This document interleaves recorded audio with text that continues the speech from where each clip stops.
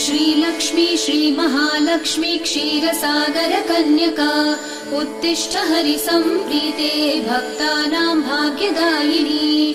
श्रीलक्ष्मी श्रीमहालक्ष्मी क्षीरसागर कन्यका उत्तिष्ठ हरिसम्प्रीते भक्तानां भाग्यदायिनी। उत्तिष्ठोत्तिष्ठ श्रीलक्ष्मी विष्णुवक्षस्थलालये उत्तिष्ठ करुणापूर्णे लोकानां शुभदायिनी।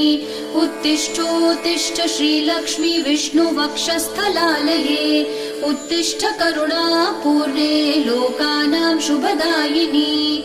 श्रीपद्ममध्यवसिते वरपद्मनेत्रे श्रीपद्महस्तचिरपूजित पद्मपादे श्रीपद्मजात जननी शुभपद्मवक्त्रे श्रीलक्ष्मी भक्तवरदे तव सुप्रभातम्।